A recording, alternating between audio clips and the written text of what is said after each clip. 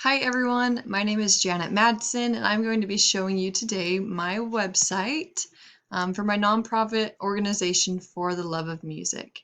And so For the Love of Music's purpose is to provide music lessons for children who are wanting to learn an instrument but whose families lack the funds to do so. So basically they can't pay for music lessons, and For the Love of Music provides those lessons and it helps those children um, have resources for instruments to learn on and so forth. So this is kind of the layout of my website. There's the heading and then the purpose statement. And then I have a section that talks about which instruments the children can play and how their instruments are provided. And I have this full width picture, and then we move on to the section that talks about how we find the musicians and how we choose the participants and how they apply. Then I have a section that contains some testimonials from children who have participated in For the Love of Music and have benefited from that. And then I have this cool little section that talks about how people's donations and contributions help. It references that 100% of the donations go to children. And it has these cool little widgets over here that show how much money has been donated so far and how many children have been helped.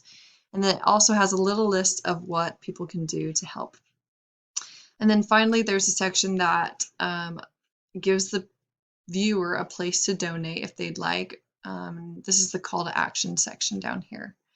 Some of the design decisions I made were based off of knowing that people who were going to donate to this cause were likely to be relatively older people or adults who have probably had music education in their lives themselves. And I thought purple worked really well with the whole theme of music and kind of a sophisticated and classy feel. I chose pictures of really cute little kids playing instruments, as that would kind of appeal to people wanting to help them, help the younger generation learn music. And then, of course, I have these little areas right here at the top of the page that move you to the different destinations on the page. And I think the hardest part for me of designing this, or putting of the CSS and the coding and everything, it was sometimes hard when I'd have the same section in the Divi builder in two different spots, but I needed the two different sections designed differently with different styles of fonts and things like that. And so it was really cool to learn about the different classes and IDs you could add into the Divi builder and then use that in the CSS.